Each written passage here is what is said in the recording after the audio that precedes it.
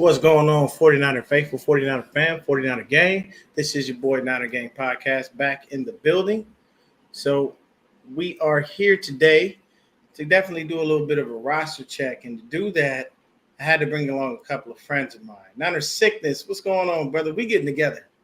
Niner Sickness. Don't worry about that. We're going to make sure we make that pod happen. But I had to bring a couple of my friends with me, man. One is my brother from another mother, you know what I'm saying? My big dog, my friend. I know this guy. We talk, we talk outside of podcasting. We talk life in general.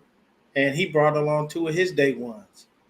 And these three make up a crew that you may know.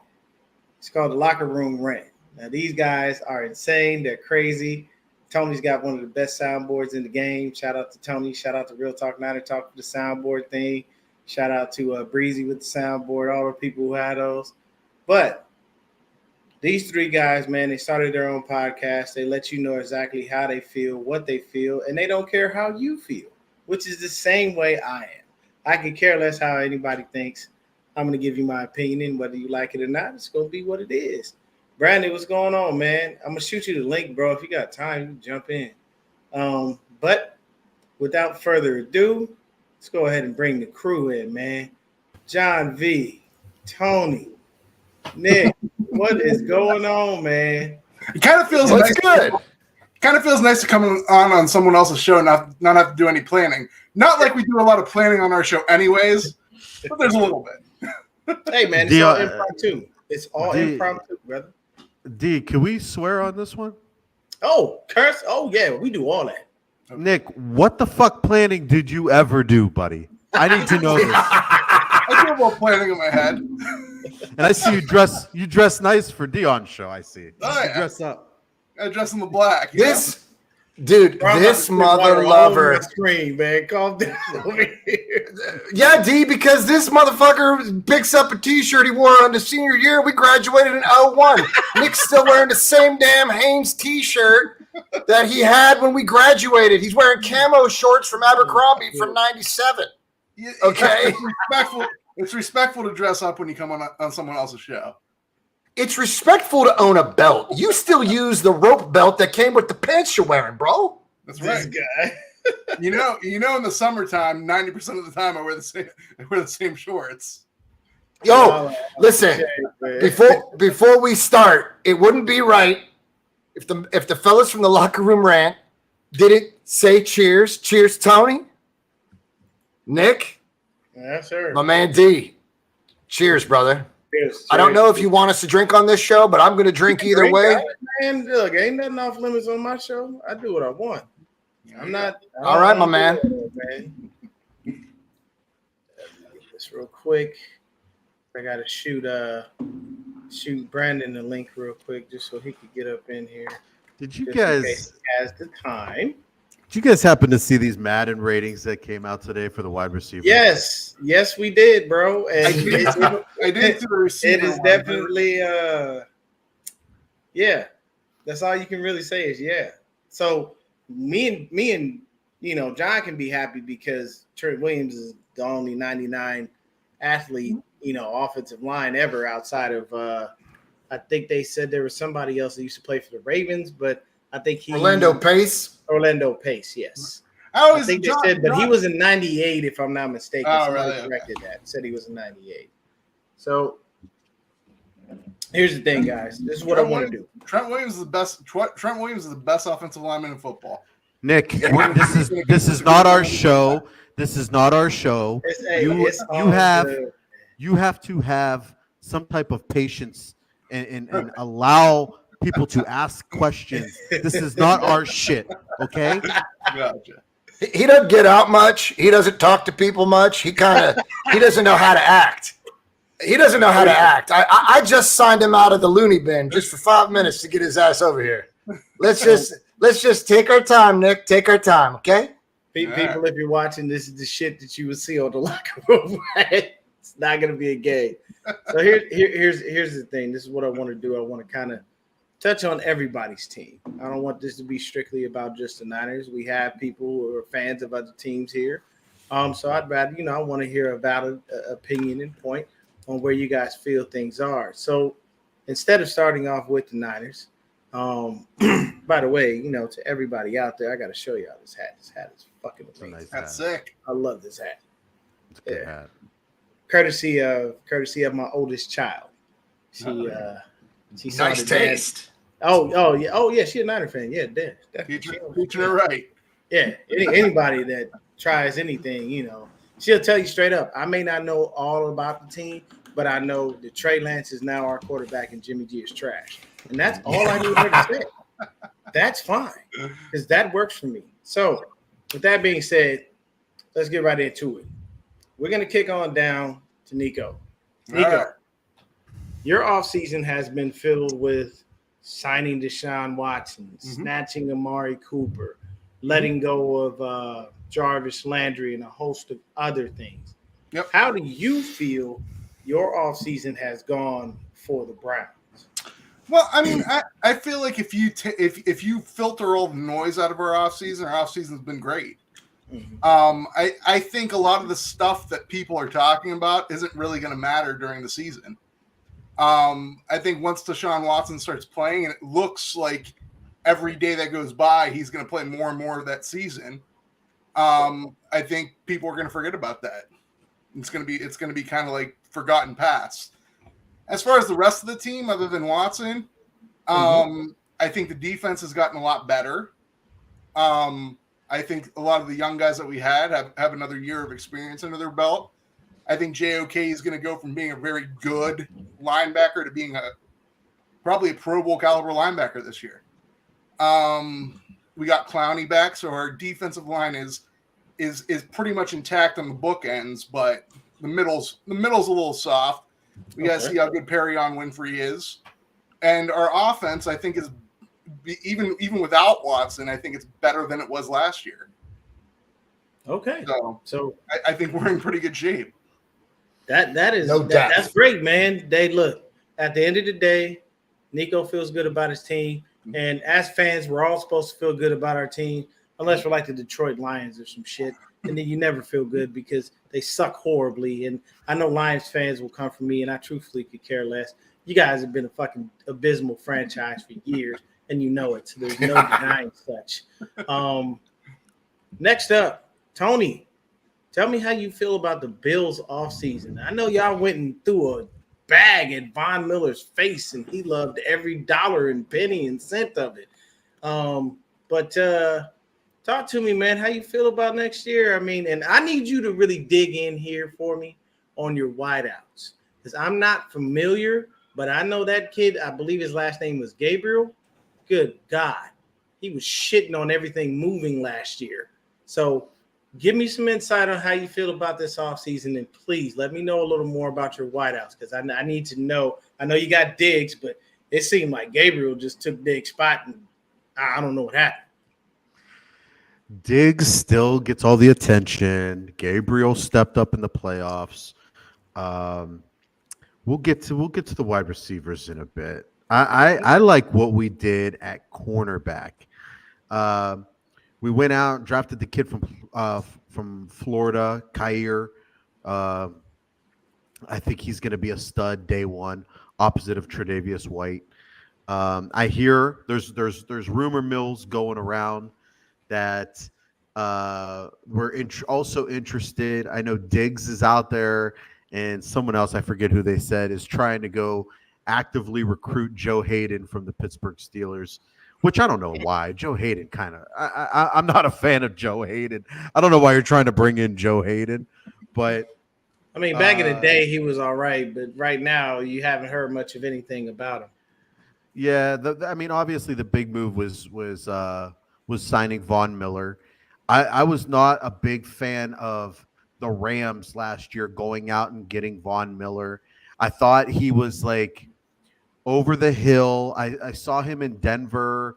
He had injury-ridden seasons. He had it looked like he just lost a few steps his last year, 2 years in Denver. And I'm like, what are the Rams going to get this guy for?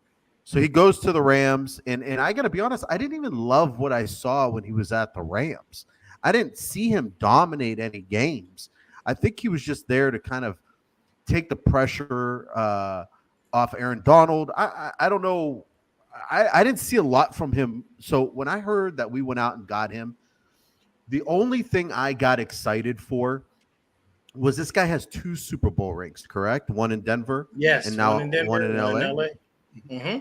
He has that pedigree. He knows what it takes. Once you get in those playoff games, he's going to be a leader in that locker room. It's just fuck.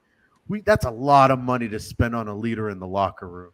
That is a lot of money. I mean, the guy can play. He's not at that level where you throw him a bag like that. I look for his leadership to take control of that locker room. I got to be honest, though, Dion. The biggest gripe I have with my team right now is the overexcitement from everybody, even guys like John and Nick. The overexcitement of Josh Allen. At the end of the day, this guy hasn't won shit. He hasn't won shit. He hasn't won shit yet, okay? And he's already out there. People are saying MVP this year. People are saying he's better than Mahomes. If the defense would have just stopped him, maybe the Buff. If I don't play that shit, he hasn't won the big game against the Chiefs. I hate the hype around him. I liked when it was just Josh Allen is really good. Let's see where he could take. Now it's like Super Bowl or bust for Josh Allen, league MVP. There was a lot of games last year. Nick, you had him on your fantasy team, right? Mm-hmm. Now tell me, there was a lot of games, especially early on in the year, where he fucked you. Am I not right? Yeah, but I would rather have had Josh Allen than not had him. I'm not saying I want to go get fucking Baker Mayfield leading my team over Josh Allen. I love Josh Allen. I think he's fucking awesome. He's the truth. All I'm saying is I don't like all this hype around him. I don't think he's league. I don't think he's league MVP. I just want him to go out, win football games, and not have that additional pressure coming from everywhere else. As far as our receiving core, we do have Gabriel Davis, who's obviously the number 2. Another under the radar move that I actually was talking to John about that I wanted the 49ers to go get on this offseason was my man, Jamison Crowder, formerly with the Jets. Jamison Crowder is that dude at the slot position. Yeah, he catches a million balls a year. We lost Cole Beasley. Thank God. He gets a million balls. Jamison Crowder is no joke. Even if you look at the shitty quarterback play with the Jets, even the games he played, I know he missed a lot of games due to injury while he was with the Jets, but I think it was a very underrated pickup on the offseason is Jamison Crowder. I think he comes in with no expectations at this point. He comes in, he could be a number 3 guy opposed to a number 1 where the Jets were looking him to be this number 1 guy. He can come in, fly under the radar, be a number 3, and produce well for us. And I would also like to last thing shout out the disrespect to Dawson Knox on his Madden rating. I think they had him outside of the top 10 or very close to outside of the top 10 for tight ends. And I think Dawson Knox is a top 5 tight end this year. Book it. Okay. So we heard some stories and some understanding as it pertains to the Browns and it pertains to the Buffalo Bills. So we were in the AFC for a little moment there. Now, time to jump over to the strongest conference, the NFC. That's what I like. Everyone says the AFC is better and they have this and they have that. And yes, you do have Josh Allen and you got guys like Russell Wilson and Pat Mahomes and, Deshaun Watson and guys like that. But, the NFC's got some formidable quarterbacks as well. You got to say that we've got a few, But I like your cautious optimism, Tony. I understand why you don't want the hype train to be overwhelming strictly based on the fact that you don't want that to get into the players' heads and or possibly Josh Allen's head, and it derails him from having a good season. Like Sure. you don't want that to creep into your players' minds. You want them to understand, hey, taking it one game at a time. This is what we're doing. We're going to make these things work. So I'm going to defer to you on this one, John. Our offseason has been tumultuous, to say the least.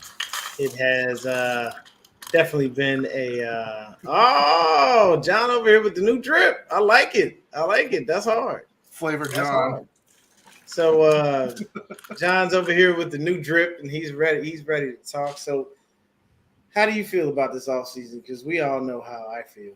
I am disappointed, to say the least, but it is what it is. So I know where you're going with this, D. I know where the disappointment comes from, and I think I know why. It's so on this channel. I know this channel as well as I know my own channel, and we do not refer to he who shall not be named, and we will label him as number 10. Is Yes. number 10 the reason why you feel the way you feel right now? Number 10 is a large part of the reason the way I feel. The way I get it. I get it. It that and the fact that we took another goddamn defensive lineman with the first pick we had in the fucking draft since Kyle and John have been here, and that drives me absolutely insane. And I know a lot of people look, and I did my research, and I've somewhat recanted on my feelings on Drake Jackson, as far as the words that I stated. It's a frustration when you watch year after year, and the first thing they're gonna draft is damn defensive lineman. You look at all the other needs, and the first thing you see is Drake Jackson, defensive lineman, USC. So it's a double whammy for me. You drafted a defensive lineman, I didn't care for that, and then he went to USC, which I hate with a passion. USC sucks, and anybody watching this pod, USC sucks, and they can kiss my ass. You're UCLA guy, right? Die hard. Yes, and we went and joined a brand new goddamn conference. I don't know.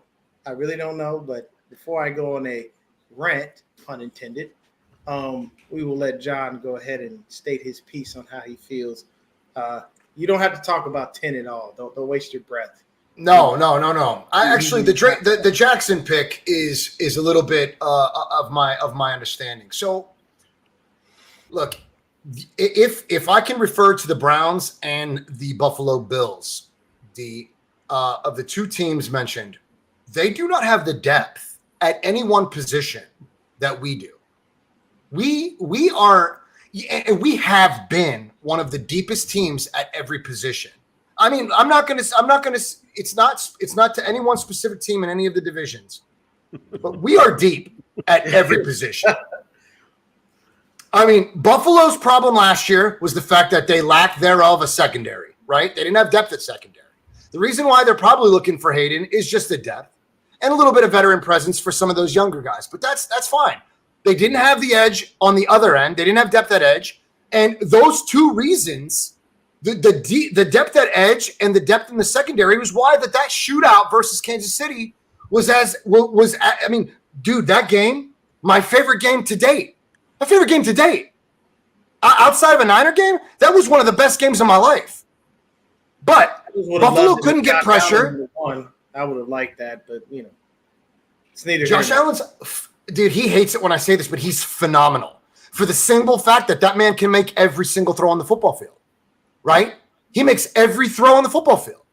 But the lack of secondary and the edge presence, Buffalo couldn't keep up with that shootout. They could not get pressure, and they could not challenge the throws.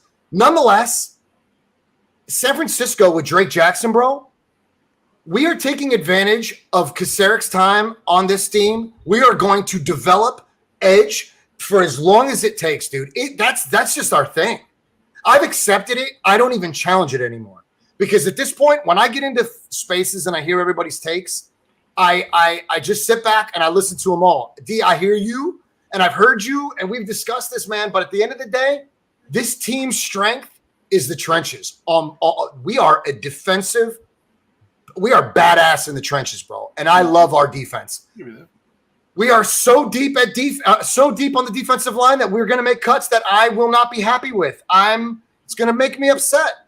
It's going to make me upset. Yeah. But at the end of the day, this team's ability to challenge the quarterback has always been phenomenal, and I love it. I love it. I don't know too much about USC and what they did with Drake Jackson, other than John Chapman's breakdowns and Breezy's breakdowns.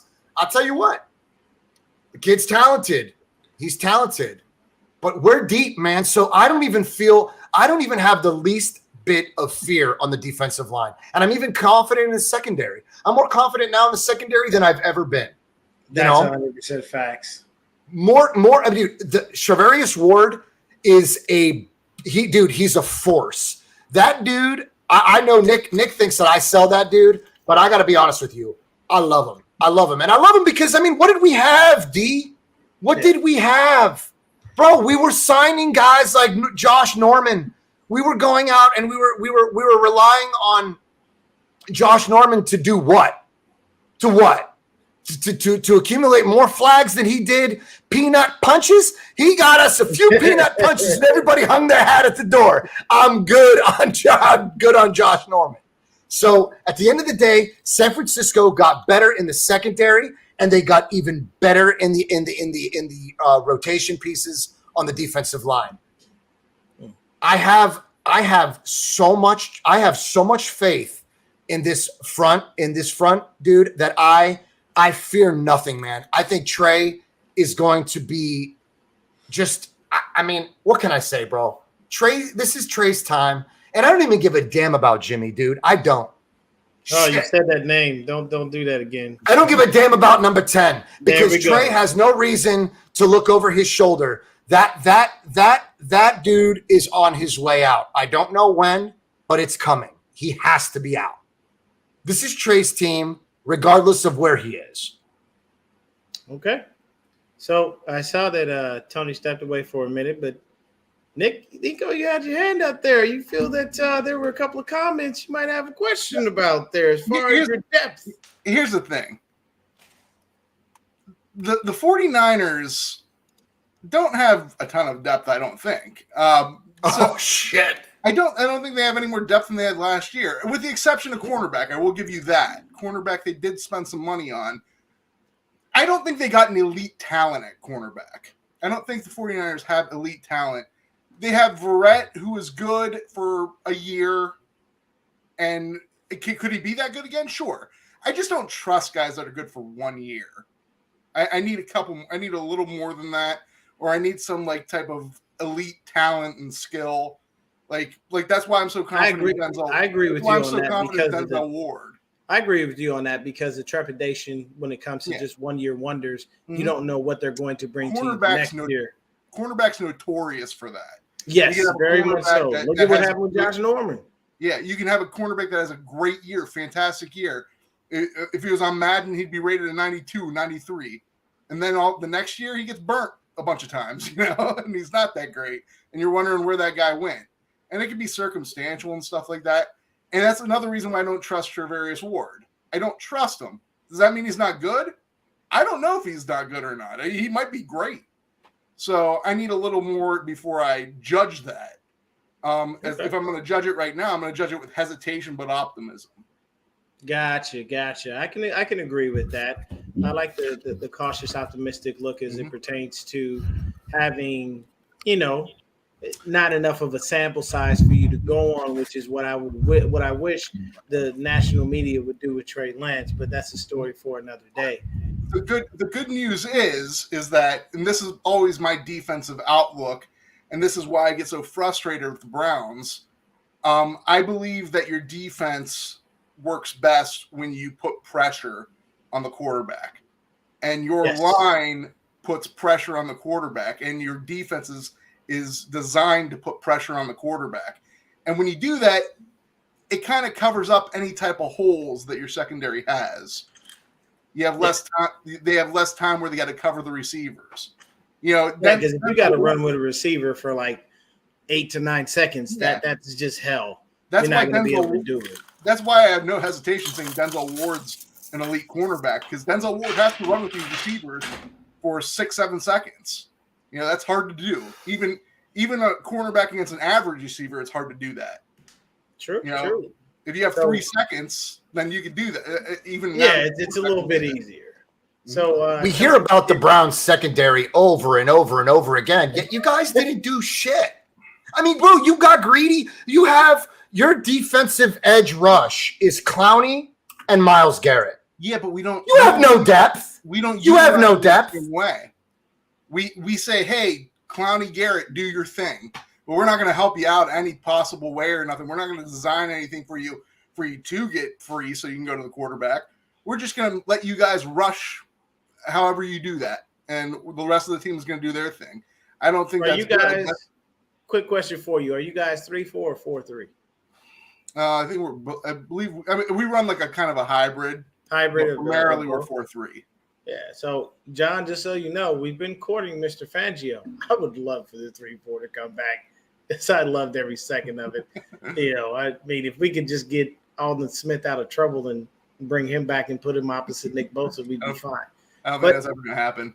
Yeah. You know, this is all wishful That thinking. young man, that young man does not want to be on the right side, Yeah. man. He's a wild man. You pray for him, but Tony, you had a little bit of a rebuttal to the whole depth thing. So, by all means, let Mr. John know what the Bills got at depth. You know what? I was too quick to jump on that. I was too quick to jump on John for that. Okay. This is how I feel like you develop depth in the NFL. I feel like you develop depth 2 ways. One, by having amazing coaching staff and blah, blah, fucking blah, right? Okay, whatever. The real way I see that teams develop depth is when you have an injury-plagued season and people are forced to come in, forced to take a larger role, and forced into the action to either shine or shit. And you guys had that 2019 season. I'm sorry, 2020 season, where you had to force every fucking person on the team on that field because of the amount of injuries, the amount of people going down at high scale people. Yeah, we had the most money on injured reserve in 2020. John tells us all the time. A little over 90 million. 90 fucking million, 90 million. It's insane. Nonetheless, when you have those types of injuries, that many injuries, people are forced into action. And next thing you know, those people that have that experience on the field, game time experience, good game time experience, not just coming in late in the fourth for some garbage time. Good game time experience is how you start to develop depth at certain positions.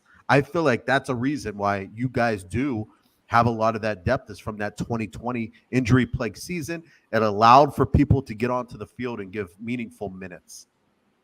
I can agree with that because you're only going to get better by playing. Sitting on the sidelines is not going to cut it, especially not in today's game. It's just a little too fast for you to be learning, over periods of time. I know back in the day when they drafted quarterbacks, you would sit for 2, 3, maybe even 4 years before you actually really played. Why? Because the person in front of you had nowhere to go. And now it's the league to me seems to be more like, okay, you suck, you're out of here. We're moving on to the next thing, instead of allowing players to get their feet back under them and do different things.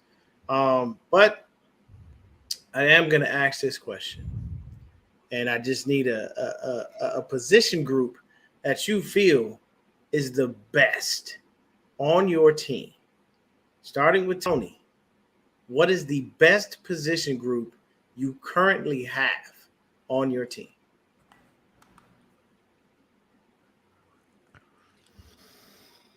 This is a hard sell, people, because he's still thinking. So obviously he's got some really damn good position groups. I'm not going to say our wide receivers. I actually think our wide receivers might have had a better wide receiver room last year. I'll tell you this, it ain't your running game. Sorry, I had to do it. It's not your I'll tell you what. Shots fired. Shots fired. I'll tell you what. We got Dalvin Cook's little brother now. We got him in the third round. Oh fuck! Third or second. I don't want to hear forget. that shit. He ain't Dalvin. I don't either. You know what? I don't want to Dalvin's fucking a hear it different either. guy. Yeah, Dalvin's I'm different. just making Dalvin shit up. credit for him. I'm Kirk Cousins' worthless ass. I'm gonna go with I'm gonna go with our Is that a quarterback fucking room. Pez dispenser? Oh fuck yeah, Superman to be exact. Oh, fuck the Yo, nostalgia if you on guys, this right if you guys took a step away from Pez, you guys are missing out. They haven't changed the damn thing. Pez. I don't know if they give a damn, but bro, we need some sponsors. So let's go, Pez. Step it up. It would be my dream to be sponsored by Pez. Roy boy, what's up, sorry. family? I'm sorry, guys. Tony, my bad. Go ahead, John, please. John's got fucking Pee Wee's Playhouse over there. Look at all the dolls. He's got the dolls in the background. Pez dispensers. Oh shit! You need I'm to go with.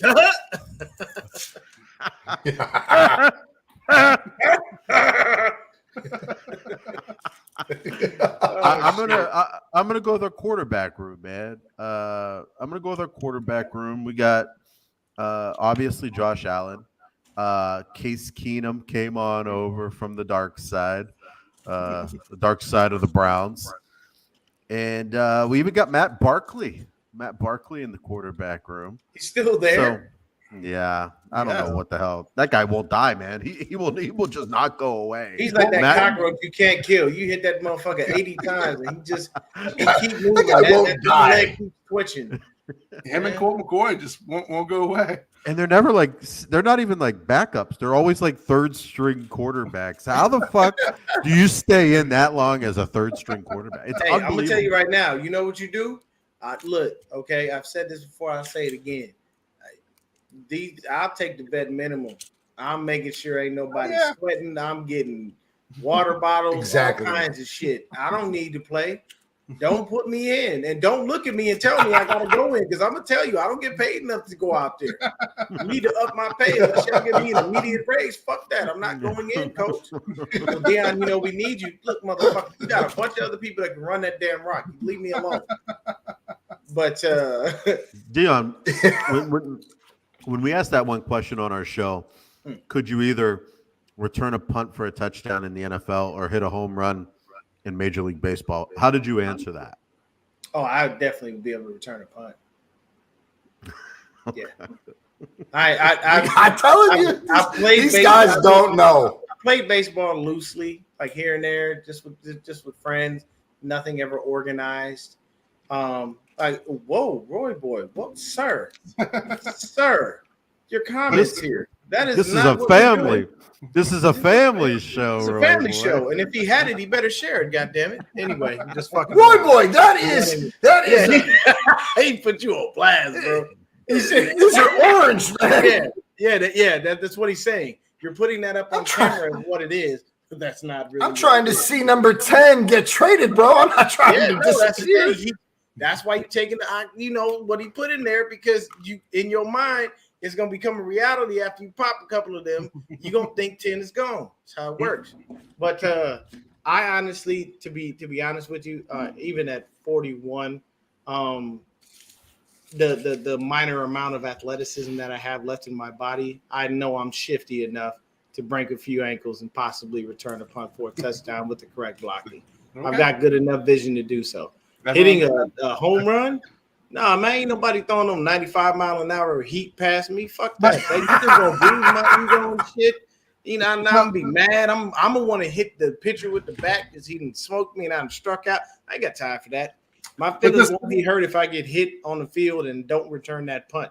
But if I strike the fuck out at the plate, I'm mad. I might hit the catcher, the umpire. I might hit the little kid in the seats just laughing at me because I struck out. I don't know. I don't trust myself with a bat and somebody throwing 100-mile or 95-mile-an-hour heater. It's just not gonna work. But Nico, tell me what's your best position group on your squad? Well, I mean, you can't go quarterbacks because Deshaun Watson is honestly a question mark at this point because we don't know whether he will be suspended or not. So there's the obvious one. The obvious ones are running back room. But Okay. Our offensive line's also very good, and I think our secondary is very good. I don't think those are three elite units, but I don't think you can justify not saying the running back room. Okay. Because you got two what I consider top 5 backs. I think both Kareem Hunt and Chubb are top 5 backs. I give them top 10. I'm not gonna say top 5. Here's my reasoning. I would put Chubb at 2. Okay. And I would put Hunt at 5. Here's the thing. I'm gonna push back on you a little bit with Hunt because Chubb gets more of the carries. It's not to say that Hunt doesn't have the talent. He just doesn't have the production to go with a top 5 rating. His production I would say this. Good. His production is good, but it ain't top 5 good. Like he does a lot of the speed stuff, does a lot of the pass catching stuff. He does. His production per touch is actually elite. It might actually even be better than Chubb, but Chubb also touches the rock a lot more times, and he's that's why I gave Chubb the nod. But okay, so he's going. But the thing is, either of them are able to do what each other does. Yeah. I mean, Hunt is a former rushing leader. Yes, and when in Kansas City, Kareem Hunt was definitely a formidable force there. So for me, I'm gonna go. Damn, I'm trying to think. It's got to be the defensive line. Yeah, there really isn't another choice. That's the popular choice, but it's. I think that's the heart and soul of your team. It's really, truthfully, the defensive line is probably our best position group. That's I'm not even gonna expand on that. John, I saw you clap there, so I'm safely assuming you're rolling with me on that one. Brother, I'll say it again. We have the deepest defensive line in football. I'm sorry. I thoroughly believe that. I completely agree, man, because I feel like we're rotating in guys that could possibly start on different squads when we have to twice on Sunday. Dudes. So I agree. Now, I'm going to start this one off. What's your weakest group on your team? And I'm honestly going to tell you right now, 49ers Chanel, what's going on? I didn't even see you in here. Appreciate you stopping. What's up, Joel? Thanks for joining us here, family. I'm going to say this. For us, it's the offensive line. Now, I have to expand on that because I know people will be out there like, what? Here's the issue. They haven't played together. We literally have 3 possible positions that could change. Left guard, center, and right guard. And sorry, not could, will. Left guard and center they did change. Aaron Banks is penciled in as a starter. We're hoping that Kyle Shanahan doesn't shove his head right up his ass and start Daniel Brunskill at fucking center and leaves Jake Brindle in there. And, that would be fine because if you put Daniel Brunskill at center and Jake Brindle did all that work, that's going to look fucking dumb. But, Daniel Brunskill, he could possibly get beaten out by Jalen Moore or Colton McKivitz. Our right tackle position right now is still in limbo. We don't know if Mike McGlinchey is going to be ready for training camp. We don't know if he's going to be ready for the first game of the season. So we might have to start the season out with Justice School at right tackle. Maybe so the uncertainty of the line is my reason that I put it as our weakest. Although we do have guys that we possibly could rotate. We drafted well. We got some UDFAs in there. There's a variety of different things that we could do. The issue is we're putting a new quarterback out there in Trey Lance, and we need to have a solid line in front of him that can build cohesiveness in an instant almost, because they got to take us through the season and possibly at least get us to the playoffs. Because I have us at least going, if the line holds up and it gels the right way, I have us going to at least 12-5 or 13-4. That's at a minimum. And I don't have us losing any divisional games. But that's my weakest point for us. I'm going to bounce it over to John, and then we're going to drop down to Tony. Real quick. John loves Brunskill because he is indeed actually the biological father of Aaron Donald. Yes, he definitely You're is. not gonna get the argument. Yeah, you're not gonna get no trouble. Yeah, you're not gonna get a pushback. He sons Aaron Donald every fucking time. He couldn't show up all year long. He's the biological father. But every time we play the Rams, that motherfucker shows up and he finds Aaron Donald, and Aaron Donald looks at him and goes, "Fuck you," and he looks at him and goes, "It's okay, son. I love you too." Don't worry. I'll be home. Aaron Donald's mom was on the Maury Povich show. Oh yeah. And Daniel, and here's the thing. This was a reverse situation. Daniel was there trying to tell her he is the father. And his mom was trying to say, no, you were not. And then when the DNA test results came back, that shows that he owns him every time he played him. And he was the father. He did what most people was doing, backflips. He was breakdancing and shit. All of it came back. That's just what happened. But Daniel Brunskill swabs his mouth with 23andMe, and it comes back one name: Aaron Donald, son. Period. Straight up. It just says Aaron Donald. Period. Like, I don't give a damn how Aaron Donald trains. You can train with knives, battle axes, Swiss Army knives. I don't give a damn. Your father is Brunskill, period. I don't give a shit what anybody says. But I gotta agree, bro. But it is what it is. But what would you say is would you agree that the O-line is the weakest position group? 100%. 100%. But you know something? This is the one time where, like, now hear me out. I love a mobile quarterback, but I'm not crazy about a mobile quarterback. I'm not thrilled about a young quarterback running around out there, you know, without protection, right? Like, Trey can handle himself, but at the end of the day, when you get a mobile quarterback involved in a pocket, that scheme, like, those guys start to hold more, they make more mistakes. You know what I'm saying? Like, I need to know that this pocket is ready to handle Trey.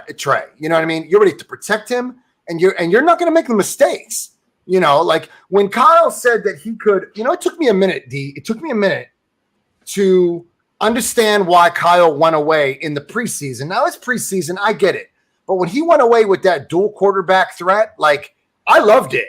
I couldn't tell. I mean, I was confused. He had me confused. All kinds of shit was happening, and I loved it. I really did. But I understood why he went away from it, and he said he could not get a rhythm. What he meant was, my offensive line cannot get in rhythm. Like, we're just, the cohesiveness, like you mentioned, it was off, right? So I understood it, but like, the right side of the offensive line is my biggest concern, and I'd be foolish to tell you otherwise, right? I don't know how Jalen Moore is going to settle in, but I also want to know why we reached for Aaron Banks. I need some proof. Like, Kyle, you show me why you took Aaron Banks as early as you did. So the offensive line is by far our weakest link, but being as though we have that mobile threat, I'm not as concerned. Not as concerned in comparison to how I was feeling about the secondary last year, right? Even though we are weak at offensive line this year, are you as concerned as you were with the secondary last year? If you had to compare the two. It's apples and oranges, but how do you feel? Me personally, the secondary is way better. I feel more comfortable about that just because we have the situation when it comes to having better depth and having better players. Like, we have Ward. If we can get Verrett ready for at least beginning of the season, we've got him. We've got, Mosley. We've got Ambry Thomas, who came along. Diamador Lenore is still around.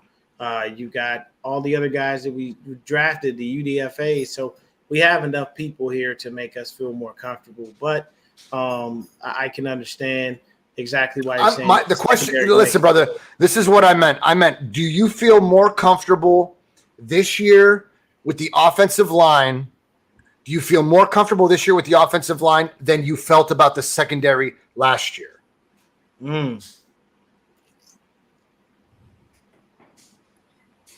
I guess I'd have to say, yeah. The offensive line this year gives me a little bit of what's the word I'm looking for here? They give me a little comfort because we have so many pieces that we drafted that can fit in wherever we need them to fit in. Right. Jason Poe is, or I think that's his name. Jason Poe, his last Poe. name. Yeah, that kid, he can play anywhere. He can even play fucking tight end for all we know. What does Kyle love about players? Versatility, Yeah, versatility. hybrid versatility, right? He loves a guy that can play guard, center. He will move you around, and the versatility is key in this team. Kyle. What is going on right now? I'm Are doing my you St. Kyle posing? impression. You said what? He's doing what? My St. Kyle impression. His St. I have Kyle. the halo over my head. Yeah, now look, okay. How about look? I'm gonna tell you right now. On my channel specifically, I've came at. I know Kyle. you criticized I've him. ripped him. I've ripped him a new one on several different occasions. I know it's not a very popular opinion because everybody seems to believe in him. But every now and then, your head coach fucks up. You got to hold him accountable, just like you hold everyone else accountable. Right. They don't get a fucking pass for doing shit. Because I can tell you right now, the worst thing he did last year was dress Travis fucking Benjamin and not play Juwan Jennings when it was Trey's first start in Arizona. And I was at that game. So there's no way in fucking hell you can tell me why Travis Benjamin is on the field, but Juwan Jennings is perfectly healthy and a healthy scratch. When the rapport has been built with Juwan Jennings, and you did nothing with Travis Benjamin. Like, Travis Benjamin didn't do shit. Mm-hmm. Like, he was literally a body on the field. And what were you going to do? Use him as a threat to go deep? He doesn't go deep. He does nothing. But with that being said, Tony, the weakest position for the Bills, where are you like, oh, fuck, man, I don't like this? I gotta be honest with you guys. I don't see it, man. I if I had to go, and I think that's why we're gonna be contenders this year. I don't see that something glaring. If I had to pick, I'd go running back, just because we always suck at running back every fucking year. You guys haven't been good at running back since y'all had Thurman Thomas. Literally, we have not been good since. And Marshawn Lynch was good, but he wasn't beast mode while he was in Buffalo. No, he wasn't good with us. He turned good once he went to Seattle. Nick, who was the guy from the Eagles that we had for a couple years? This is just a few years back. Shady McCoy. Shady McCoy. He came to Buffalo. He had a few right seasons. I liked Fred Jackson. Fred Jackson was all right, but we never had the guy since Thurman. We never had that. Since Thurman Thomas, there has not been another Thurman Thomas. Fred Jackson was the best fantasy running back to get because you'd always get him like the 8th, 9th round. No one gives two shits about fantasy. We worried about wins over here. That's what Tony is saying. He's like, God damn it. I don't give a shit about your fantasy team. I want the W at the end of the month, at the end of the fucking day. But Tony, you got a better shot at your division, sir. Be honest with you. Because I'm gonna tell you right now, the Jets are still gonna suck monkey testicles. That's not changing. I'm sorry. I don't know, D. This. Well, no. Hold the fuck on. There is no way in hell anybody in this room right now is gonna be able to tell me a good enough reason why the Jets are gonna be anywhere near fucking formidable. Period. They're not. They're just not.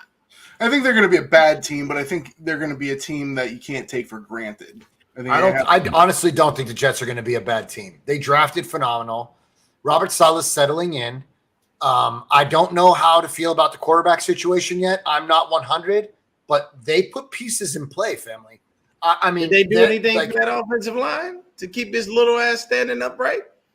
Well, they're getting right now. Justin Fields. I don't know. Offensively, I think they're getting Mekhi Becton back, which is that's a plus. That's a very big plus. Mekhi Becton is a great offensive lineman. The guys you guys are saying are like everyone you're mentioning, and everyone on that team is like 22, 23 years old. Mm-hmm. Yeah. They are a team of the future. I look for them in about 4 or 5, maybe three years being majorly improved. But Robert Saleh doesn't have 3 or 4 years. Oh, he'll be fucking gone. He'll be your defensive coordinator again in probably 2 years. I think no, we won't take him back. We're courting Vic Fangio at this moment. I think at the end of the day, Our running back room is constantly the downfall of this team. But I think the style we play with, you don't need that. You don't need that guy. You don't need the Nick Chubb. You don't need the Elijah Mitchell. You don't need those dudes with the style they play. You got Josh Allen, who's probably going to get 500 yards. You got Singletary that'll probably get 600. Zach Moss will probably get 500. So you're looking, instead of having one guy getting 1,500 yards rushing, you're gonna have it split up between 3-4 dudes, and I'm fine with that as long as it results in wins. Nick, take it away. So I would say the interior defensive line's our biggest hole because we just don't have any. We just don't have anyone that's legitimate there. We don't have anyone that's. Did you draft any hogs for the middle? We drafted Perion Winfrey, that's who I wanted them to draft. I actually wanted them to draft him earlier. I wanted them to get him with the second round pick. Mm-hmm. They managed to fall to fourth round, and I was really ecstatic about that. That being said, he's a rookie, so I don't know how good he is going to be right off the bat. Okay. Then they got Taven Bryan from Jacksonville. Yeah. It's a former first-round pick, but has never really done anything. I still don't know what's happening with Malik McDowell. I don't know if he's ever going to play football again, or I don't know if he's going to be our starting defensive. I really couldn't tell you. Malik McDowell is just a question mark across the board right now. I mean, he did very well for us, and I'd be happy to have him back. But yeah, that guy has a couple other problems, whether or not he's going to play football next year. Got to keep his clothes on and stop going after the police. I wasn't going to say it. But I mean that Malik McDowell. Dude, I said this. I text Nick. I was like, Nick, what the fuck is your interior defensive lineman doing right now, running nude, tackling police officers? He's lucky to be alive, honestly. Yeah, he really is. He really is. That was the scariest thing I've ever seen coming from that cop's perspective, because he looked like he was running like lightning, and he's a giant man. Malik McDowell running at you would be the scariest thing ever. Malik McDowell naked running at you, and he wasn't like happily running at you. He was running at you with some ferocity.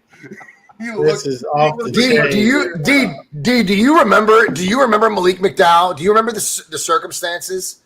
The dude, I know nothing in this situation. So with all due respect to anything pertaining to mental illness, like.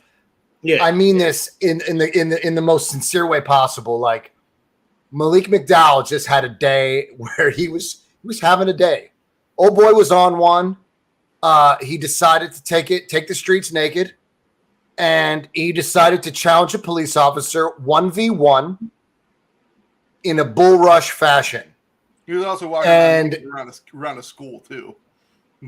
That was probably the most disruptive part of it all, was that he was in a school zone and he was walking nude. But the dude bull rushed a police officer, and if you could put yourself in that man's position with Malik McDowell coming at you full speed, mind you, dude is not wearing pads. He's not even wearing sneakers. He doesn't even have a pair of tighties. He's coming at you as fast as lightning, bro, butt naked. And he put this man on his ass. If it wasn't such a terrible situation, it could have been a tryout video. That's how I'm gonna tell you right now, man. Like, I honestly don't know how I'm gonna react if there's a dude running at me butt ass naked. Like, I'm probably gonna be more like, first of all, if there's a man butt naked around me, I'm looking away. I don't want to look at you. I don't know why you butt ass naked. This is not my fucking problem. Okay, I'll tell you a little story. So, told you how me and the wife took me to Frisco for birthday. Yep. Shout out to my wife Jasmine, I love you. So we're in an Uber. Shout out, Jasmine. You're a good woman, an even better woman to stand by your man's side and take him to San Francisco. That is a beautiful trip. And she's Very, Cowboys you're very, fan. People, very she's fortunate. Cowboys fan. You know how hard that is? That was a task. She is. But this is the funniest shit. We're in an Uber. Now, one thing I didn't necessarily know, unfortunately, is that San Francisco's got a big problem with their homeless population. Oh, yeah. Like we do so many different places around the country, but they've got a really big problem. I didn't know that. I know where Now, you're mind you, this lady is on the corner and she's standing up, and her shirt is about 3 sizes too small. So all I see is just a huge gut. I'm like, okay, it's a gut, whatever. Oh no, she turns around, full moon, and I'm like, yo. I didn't, and my wife looked. I couldn't stop her. It was unfortunate, and she just looked. She was like, "Oh, okay, well, yeah, that is well." She shit in the street, and it's like that, bro. Like when you see shit like that, you're like, "What the fuck," you know? And as I say, "What the fuck," we're gonna bring in another guy from the Double F podcast, not fuck, forever faithful. Not fuck. Brandon in the building. What's up, Brandon? Good to see you, fam. What's up, players? Shout out What's B-Dub. up? Players got to play. Exactly. B-Dub just whooped COVID's ass, and he's back Yes, out sir. in the world again. You know, Yes, he had to sir. go Yes, ahead sir. and give COVID a quick, swift kick to the nuts there and make sure that didn't take him out. But, yeah, man, it's the craziest shit ever when you wind up seeing stuff like that in real life, because you're like, you don't know how to react. It's so shocking. And I mean, if somebody that played NFL football is running to me butt ass naked full speed, I might wind up in a moment where I don't know what the fuck to do. And in that split second, I'm thinking I don't know what to do and trying to snap back into reality. This motherfucker will probably already tackled my ass. And I'm Yes, because I don't want a naked man anywhere near on top of me. Look, respect to anybody who lives their life the way they want to live it. You know, I don't judge all that shit. You know, I don't have to really over preface my comments with that, but I can guarantee you, I have no business at all with a naked man running into me for any reason. I'm gonna tell you right now, if I have that moment to think, I swear I'm waiting for you to get close enough, and I'm gonna kick the shit out of you right in your fucking face. Dion, if you All watch, of your force is coming forward, and all I've got to do is hit you, just like Tank Davis did Rolly Romero. If Romero jumped into that fucking punch, you're going to jump into this foot right in your face, and I'm going to put your ass to sleep. And then at the same time, if I'm a cop, now I got to arrest you and you butt ass naked. Bro, I can't go get a newspaper and wrap it around your nasty ass. This shit. Come on, man. There's a lot going on with that. if you What's watch up, the Joey? if you watch the video, I don't think the naked thing was the scariest thing. I think it was. It may not. man be. is 6'7", 350 pounds. He is a giant human being. Massive, I mean, that's a massive giant. I swear he had 4 or 5 speed. Brandon, if Yes. Dude, he did. 350 pounds. Okay, put it like this: DeForest Buckner is running at you butt ass naked. Is that okay? Nope. Hell no. Nope. You'll see my ass running the other way. Yeah, Dude, I'm running through walls, windows. I'm driving through the drywall. I am not letting Malik Davis tackle me on not any day of the week. I'm sorry that Malik was having a bad day and he was having an off day. Yes. But my friend, I am not standing put. I am running the other direction. I don't give a damn what I have to do. I am not letting him hit me, because that look in his eye and the speed that he took, this dude could have taken flight. He is a massive human being, and that day was not a good day. He does have mental health issues, though, so that's why I just let's just casually move on, because I mean, no disrespect, but that was a scary moment for that officer. That was, frightening. But let's hope that the young man gets the help that he needs, and that he is doing better in life. That's all we can hope for. Yeah, Nick, what do you know about Malik? What's going on, man? Is he? I've been looking at it. All I've come up with so far is that they're just monitoring the situation. Okay. I'm just saying, there are reports that they're in talks with the Ndamukong Suh too. They're talking to Sue. Well, yeah, I mean, There's reports. I saw that. I saw that. I don't know how reports. I saw that. How legitimate. Joey started with the shit again, Brandon. You There already he know goes. There he There he goes. goes. I don't care if I haven't read it forever. I'm running forward to it for Ben. It's like,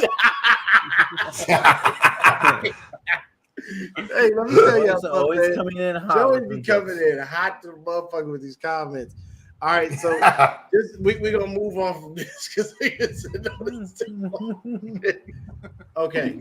So, Hey, Nico, Yep. What's up? what's going on with the little necklace thing going on shit, around your I neck? knew somebody was going. I was gonna leave him alone about that. I shit. always wear it. It's actually, if you ever heard of the Greek evil eye, it's actually this blue stone also kind of represents that. Basically, I don't know. You want me to break it down for you real quick, or you just want to leave it at that? No, we No, gonna that really. Hey, we'll just leave it at It's that. actually a but, keychain Nick decided to wear as a necklace. hey, it's as tight as your shirt, my guy. Yeah. yeah. You want it to Now, be see- shown. You don't want to bury See, the it. funny thing here is Yeah. that Tony has not commented, and Tony usually slaps Nico in the face every 5 seconds with some shit. But I don't think he may have paid attention to that one.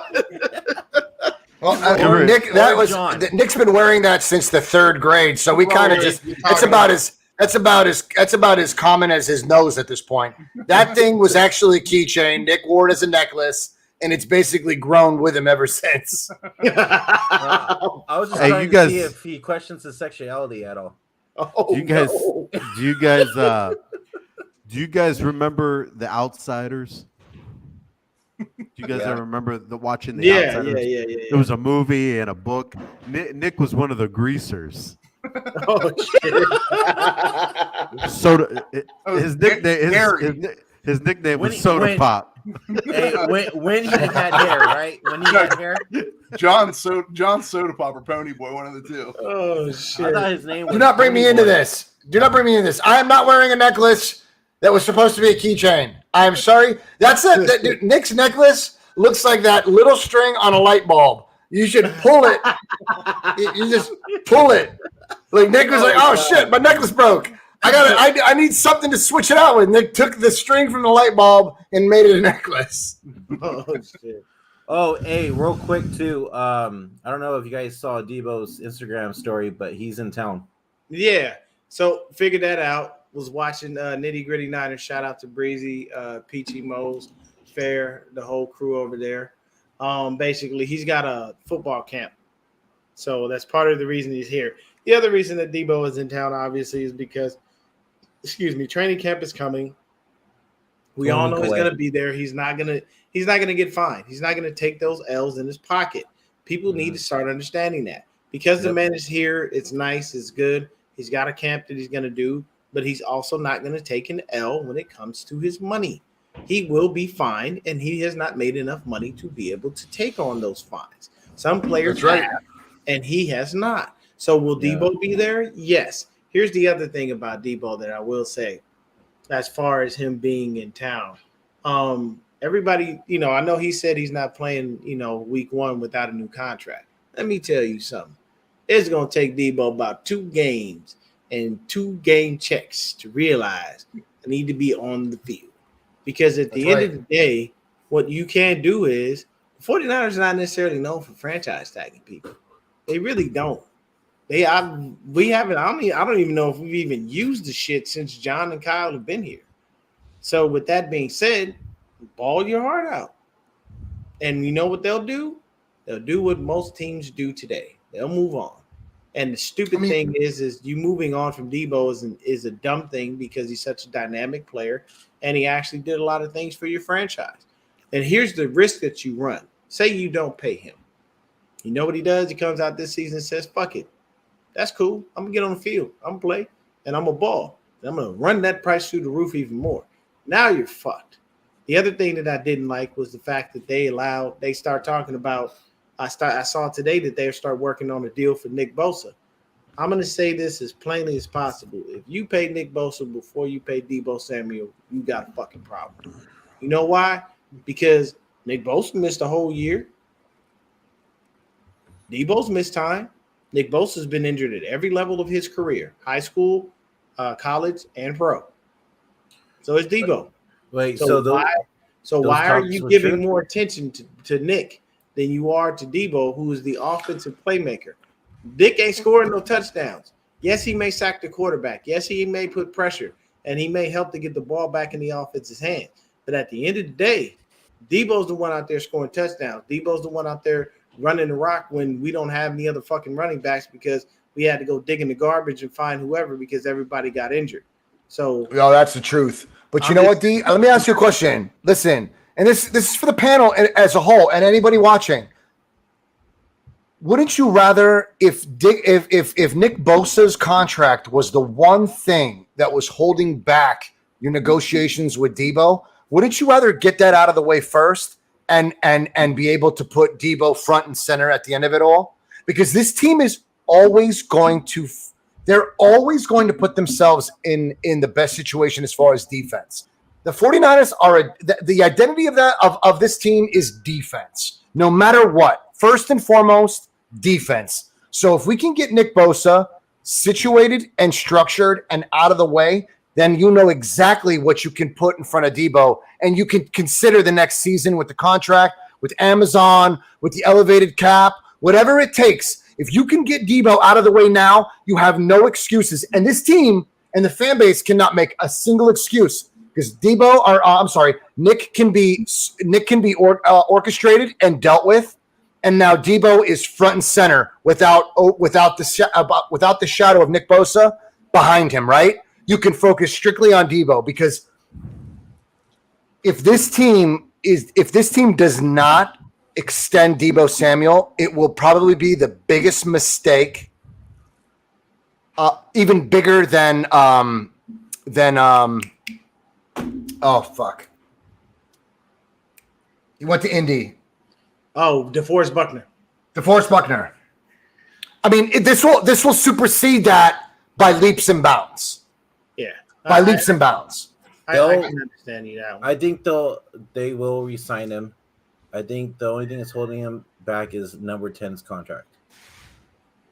Yeah, but how can you put Nick Bosa? How can you engage in conversations with Nick Bosa while still looking over your shoulder at number 10? How can you still? Go ahead. As an outsider looking in, Bosa, and this is just an outsider looking in. Bosa's the heartbeat of your fucking team. Right. Bosa doesn't come out in the fucking media and say, I want out of here unless I get fucking paid.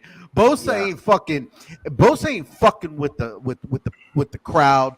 He ain't fucking with the fan base. He ain't fucking with the general managers and shit saying, I want out of this place. Bosa loves it there. Bosa loves all you guys that are fans of that fucking team. He loves being a 49er. And he ain't gonna fuck around. Well, Bosa, you know what? If I'm paying someone, I'm paying the guy that wants to fucking be there. Wide receivers are a dime a fucking dozen. I'll go get 2 more, just like you, Debo. I'll run you into the ground, just like I. Problem is, this team values the defensive trenches over every position on the field, and that's a fact. Brandon and D, I mean, you can attest to that. We value defensive trenches more than any position on the field. Period. Yeah. Go ahead, Brandon. Oh no, I was just gonna say, in my opinion, I think they could do all these talks for Nick Bosa's contract extension all they want to, but I still think that contract negotiation is not happening until next year. I think they're gonna. I still think. Yeah, I still. No. I want that, Brandon. I want that out of the way now. I want Bosa out of the way now because then there's no excuse negotiating Debo's contract. There's nothing overshadowing that contract. We don't have to hear, well, what if we don't have enough money for Bosa? I don't want to hear that shit. Get Bosa situated. You listen. You make sure Debo knows that he is getting paid. He will be a 49er. You make sure he knows that. Get Bosa situated so that Debo there are no excuses. Debo's going to get the bag, bro. He's going to get the bag. Here's what I'll say to this. Respect that opinion, Tony, as far as you saying that you want to pay a guy who wants to be here. Here's two different things about Nick Bosa and Debo Samuel. One, Nick Bosa is a quiet person. He barely talked the fuck press conference. If you didn't ask him a question, this motherfucker would lick his That's top facts. lick and walk the fuck off. He don't say shit. He's quiet. And the other thing about Nick Bosa is he comes from a family of football players. So Nick, he don't have to do all that talking. He don't have to do the social media shit, none of that. You know why? Because his family has all that shit handled, and his agent is going to take care of everything.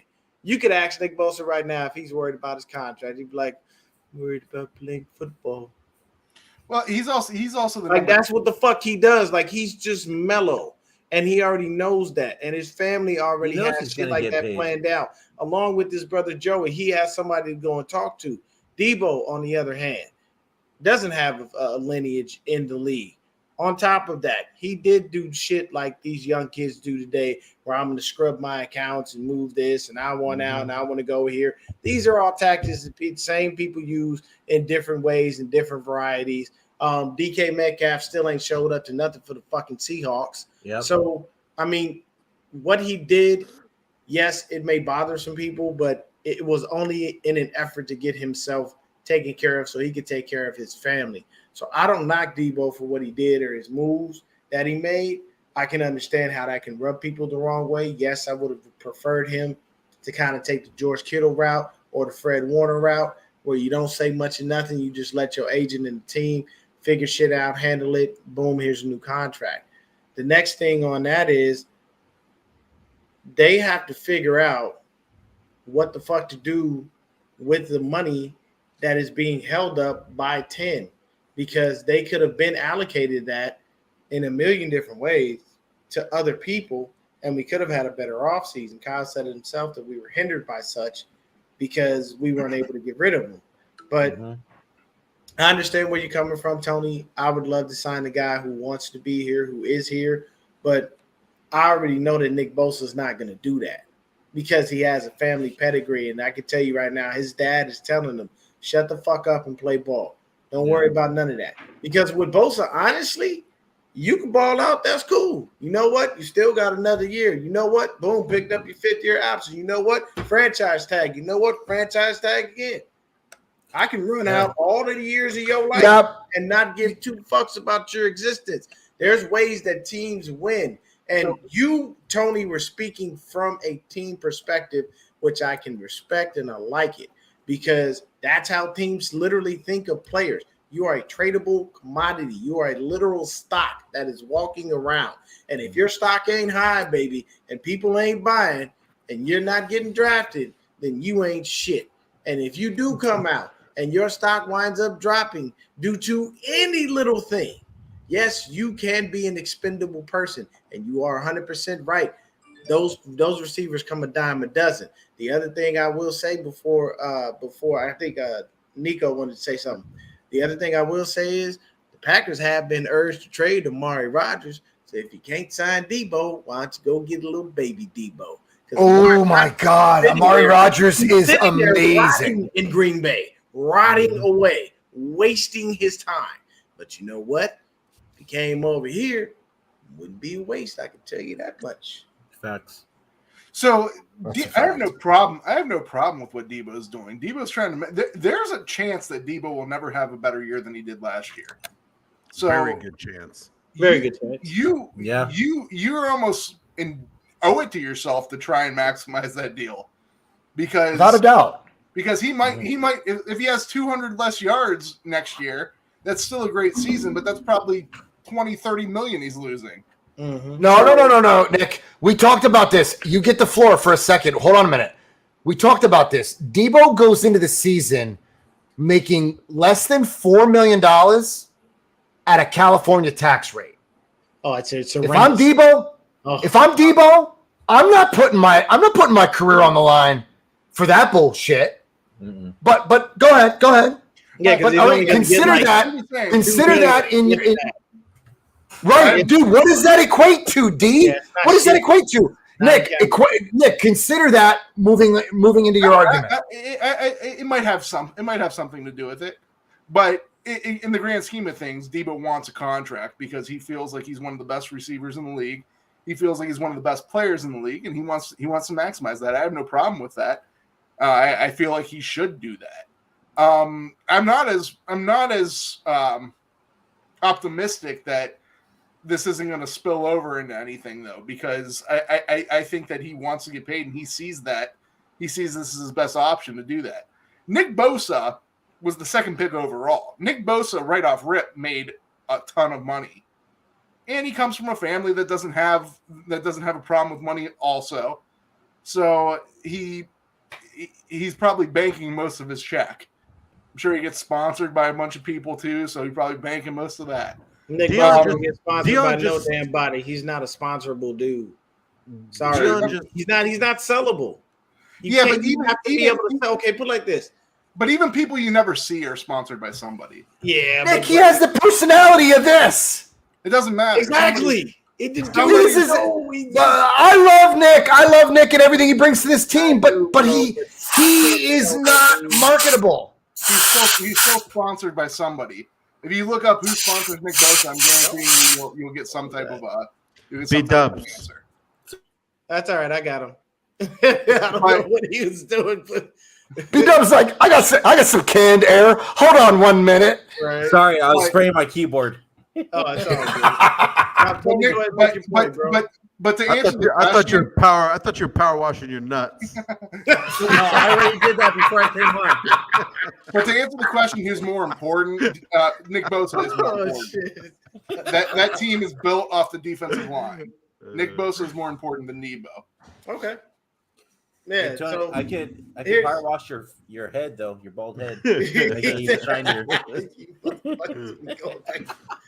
All right, so we're gonna wrap this up here pretty quickly because I don't want to keep you guys very long. I know the East Coast is a little bit later, but Nico, give me your X factor, man. Who's that guy on the team that is going to make the impact of all impacts and be that person that the Browns talked about? I mean, I'm going to go with my guy. He was the guy I loved last year. He's the guy I wanted in the draft, and they got him in the second round. I think Jeremiah Owusu-Koramoah is going to become a game changer this year. Kind of was last year, but I think he's going to be a team. He's going to be a player that the other team is basically saying we have to watch out for JOK. And that's also a team that has Myles Garrett. And is he a linebacker? He's a linebacker, but he honestly, they sometimes they'll be able to put him at safety. Sometimes so he's a hybrid. He's the ultimate hybrid. Okay. Tony, who is the Buffalo play? Don't tell me Josh Allen. Don't you fucking say Josh Allen because it has to be someone else. We already know Josh Allen's a goddamn X factor. He's a walking rushing touchdown because nobody wants to tackle his big ass. But I'm praying for a healthy season from beginning to end for Tre'Davious White. If Tre'Davious White stays healthy for the entire season, the Buffalo Bills will be playing in the Super Bowl. There it is. Look it right there, goddammit. On Tre'Davious White staying healthy. He's not wrong. I cannot disagree. I cannot. I was thinking it. Hey, that's a cold motherfucker right there, man. I love that type of DB. Brandon, I'm gonna bring it to you. Who is our X factor? We could choose. We all have to choose different people. So if he takes your person, Brandon's got first dibs. So if he takes your person, you're fucked. He just got to find someone else. All right, you ready for this? Yeah. With Trey Lance under center this season, I'm gonna say Brandon Ayuk has a breakout year. BA, man, and they look. That's Trey Lance's little milk dud.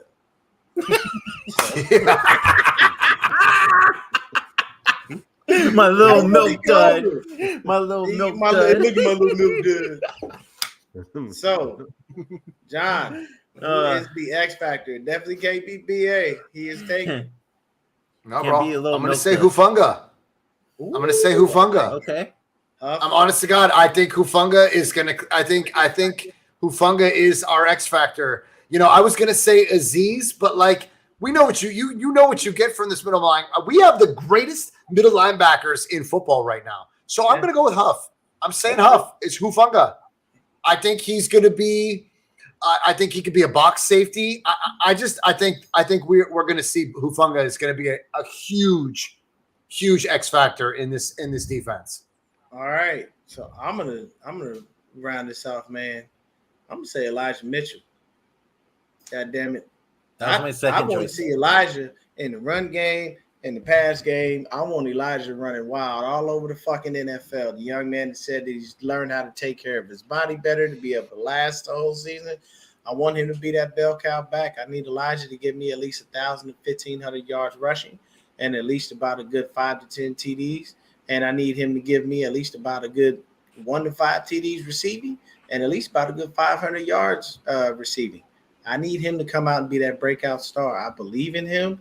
Go Raging Cajuns. I love the Hufanga pick, man. Shout out to the Tongan people. Shout out to all of the Polynesians, Tongan, Samoan, Hawaiian, all of them, man. Really, really good people. So this final question. Tony, will you win your division? And if you do win your division, what will be your record? Okay, so we will win the division. Okay, let's go. We're gonna go 13-4. Ooh, okay. I think we're gonna be the number 1 seed in the AFC. Ooh, big talk. Okay. Get that first round bye. Let's But go. I will say, there's a lot of talk about the Jets getting sexy with those picks and sexy this, sexy that. And A Zach lot of talk about the Miami Dolphins going out, getting sexy with Tyreek Hill, doing this, doing that, getting these running backs, sexy Don't believe running in backs. Nobody is mentioning the New England Patriots this year, and that scares the living shit out of me. That's true. Yeah. That's true. But Very true. I think the Bills got them handled, and I'm going with Buffalo 13-4. Look at it like this. The Rock says, it doesn't matter about anybody else in the AFCs. The Buffalo Bills are coming to lay the smackdown on your candy ass. Is that really a rock? You don't- Is that really the Yes, Rock? that's a Rock Funko Pop. Yes, You don't take him out of the box, D. You don't take him out of the box. you do. I take my shit out the box. What the fuck is the point? Take him out of the box, D. Look at it in the box. I can just go look at go in the store, look at it every fucking. I don't care about your candy ass. Goddamn box. It looks like Luka Doncic shaved. Look, okay, that's what happens. All right, the Rock doesn't give a flying fuck about any of you cronies out there in the NFC West, the Can't NFC you see League, his- or any other fucking. see his division, eyebrow? okay? See the eyebrows raised. Eyebrow So, is raised. That being said, I'm gonna tell you right now. What the fuck is that? Tupac? He got some. That's and Tupac? Biggie. Hey, off- Biggie. He off the chain right now. You don't take him out of the box, D. You don't take him out of the fucking Take him out of box. the fucking box. Okay, you know what? I'll do you one better. Okay, The The Rock. fact that you guys and have Joe those Montana. in the first place, okay? All right, I got both of them. They stay at my desk. You know what I'm saying? But you gave up the job to Steve, D. You gave up the job to Steve, D. That's all right. So, Joey, shout out to you. Definitely a good X Factor, Javon Kinlaw. I'm gonna tell you right now. I've been playing Madden, and goddamn it, Javon Kinlaw is a monster. His swim move is disgusting. Javon Kinlaw right now, he had a 10-sack year, and that's not outside the realm of real possibility. Nico, will you win your division? I think we win our- I think- Hell no.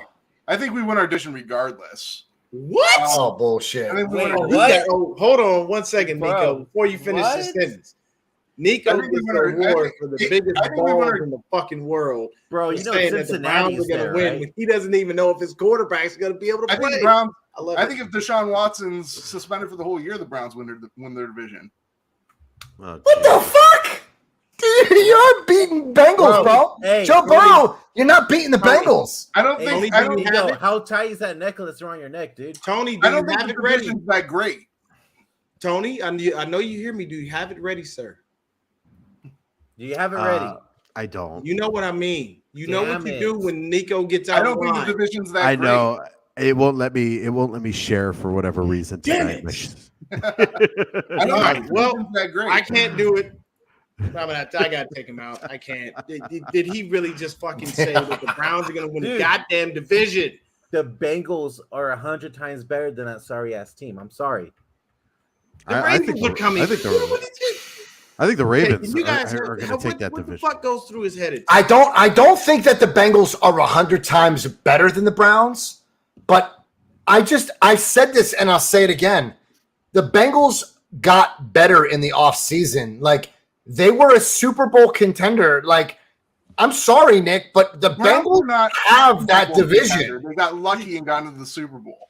Lucky? Yes.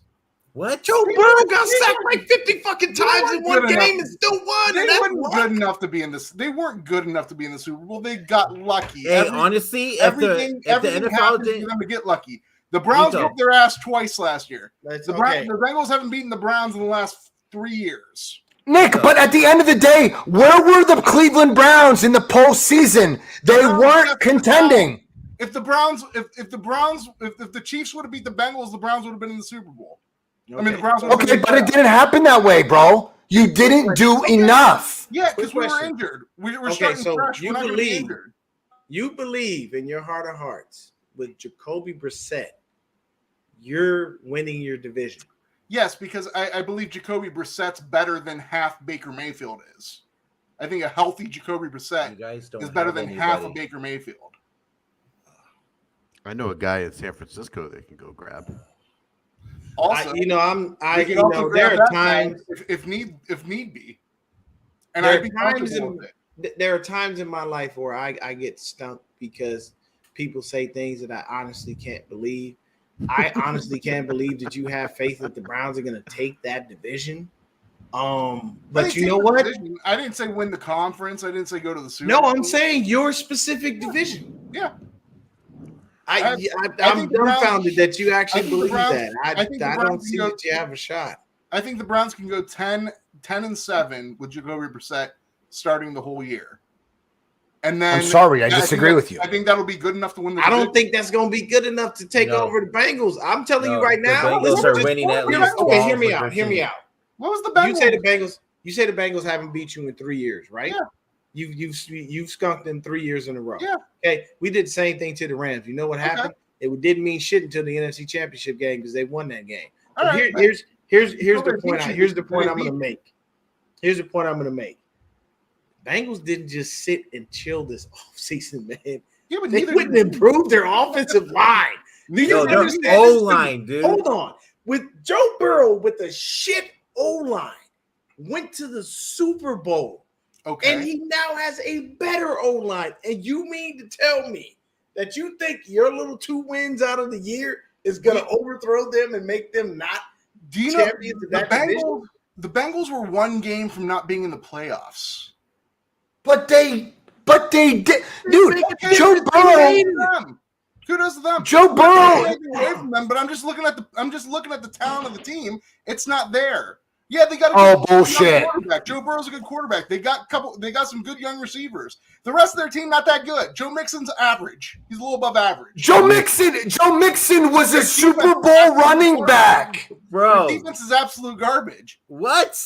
Whoa, No Nick, way. Nick. Nick, Oh my I mean, that's God. insane. I mean, They it's one beat thing to the be a Kansas homer. City Chiefs, dude. Yeah, let me tell you something. They let Logan up like Wilson. 20-some Logan points to the Wilson Chiefs. right now They didn't, like, is the dominate most- the Chiefs. They came Logan back. Wilson is the most disrespected middle linebacker in the NFL. He was phenomenal last year. If Yeah, you you have to look have more just than at one good his player. numbers alone, You that have to have more kid than is one good player. amazing. Who's their other good defensive player?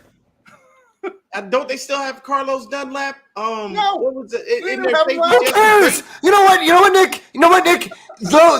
Those gentlemen that we cannot name made it to the Super Bowl, and you always make arguments. You always claim that your Browns are here, but the Bengals were a Super Bowl contender, and all 52 were watching.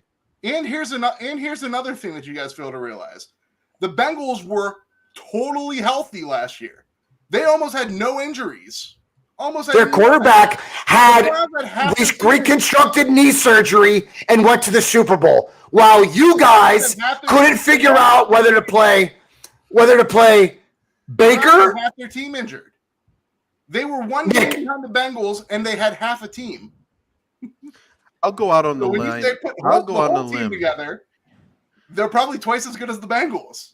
I'm going to say your roster on paper was supposed to be where the fucking Bengals were. I don't give a damn. I don't care about your injuries. It's a next stand up mentality. I don't care. I don't care. 2020.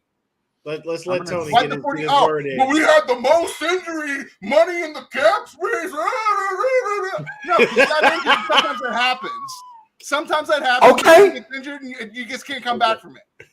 Let's let Tony get his word in. Hold on, Tony, go right Nick, ahead. First of all, go out into the sun, you fucking vampire. You look pale.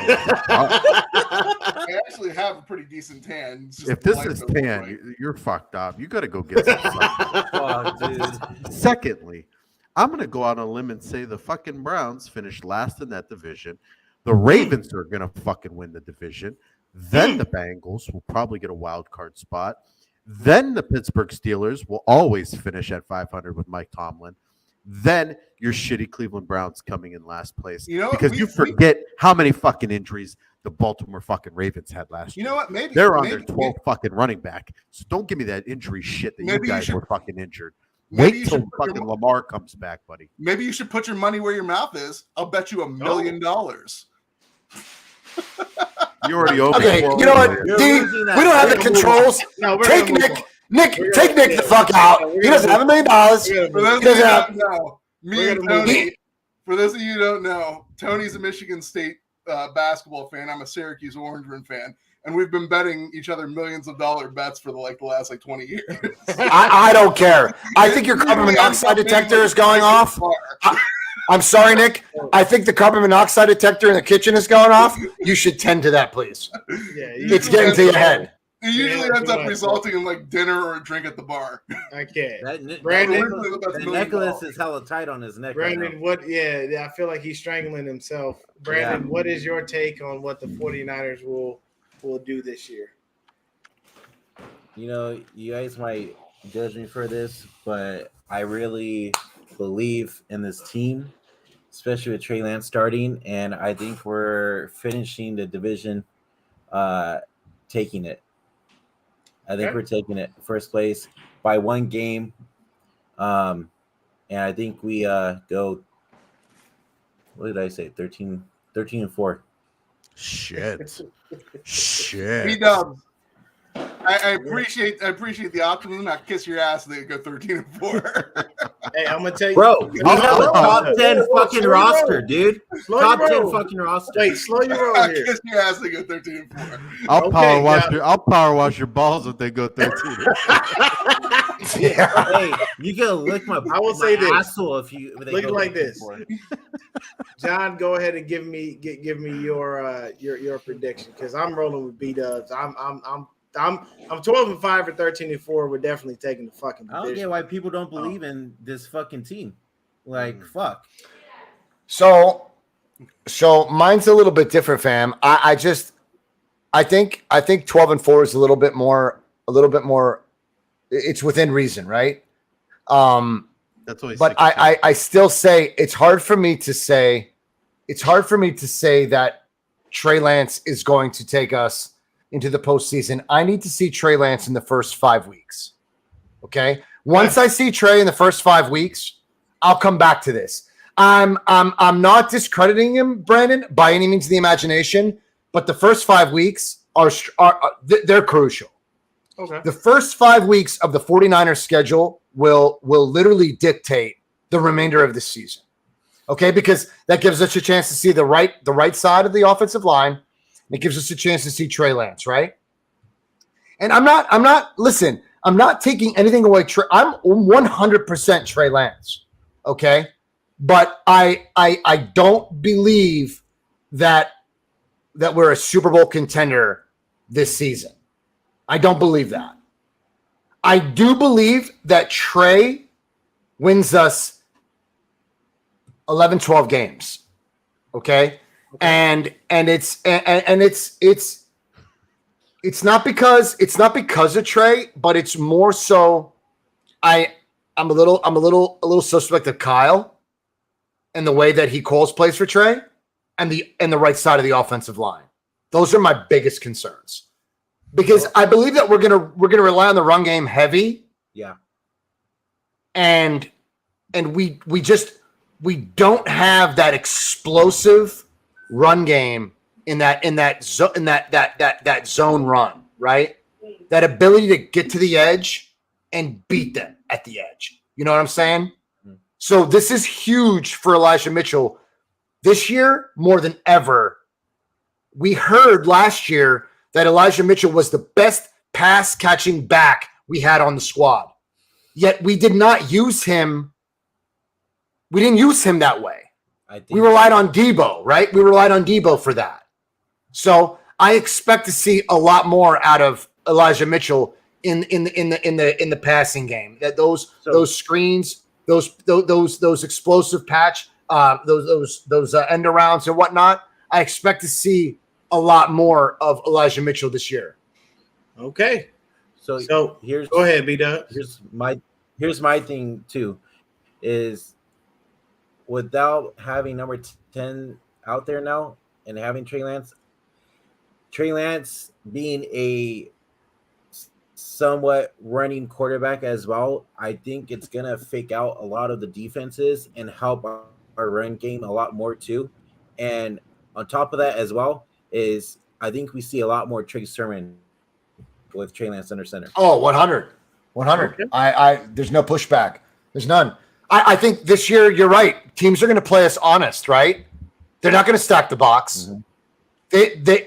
They know that Trey can throw.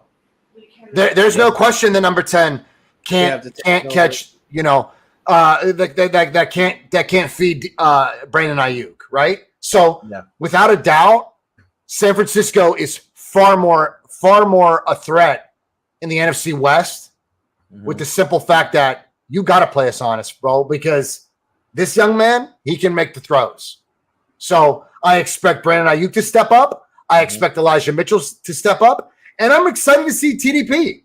I'm hearing a lot about him. I expect to see him too. Before we go, D, I got a question. Who doesn't make it from the running back room this season? I'm sorry, I don't mean to laugh. Okay. Honestly, let me tell you right now, two people on the outside looking in is Hasty and Jeff Wilson Jr. Yep. I'm going to tell you right now, I think our 3 starting running backs are going to be TDP, Trey Sermon, and Elijah Mitchell. Mm-hmm. I agree. Here. Yeah, I believe those are the dudes, man. And that's basically the case. Okay. So those are going to be the guys. But with that being said, man, we're going to go ahead and wrap this up. I appreciate the Locker Room Rant for coming on, hanging out with your boy. We're going to have more guests. Continually appreciate Brandon with the Forever Faithful podcast jumping on with me. I always jump on with him, so it's always good to have them in the home. We are part of the 49ers High. But definitely appreciate all of you guys coming and hanging out with me today, talking some good football, man.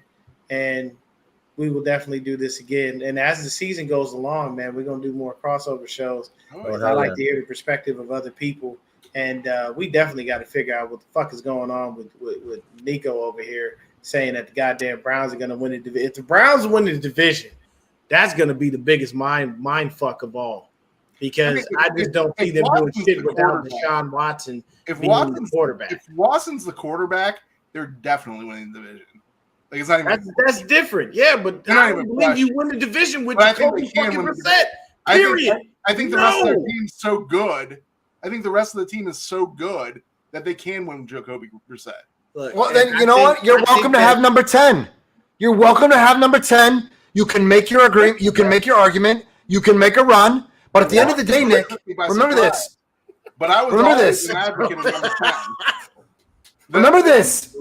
I was always an advocate of the Browns getting number 10. Okay. The Browns on paper for the last 3 seasons. No, they haven't been for the last 3 seasons. Last year they were. Not the last 3 seasons. Last year. Oh, okay. Okay. So, Had injuries. Hey, happened. look, if, gonna- Nick, stop with the injuries. This is the NFL. You always bitch about the 2020 49ers season.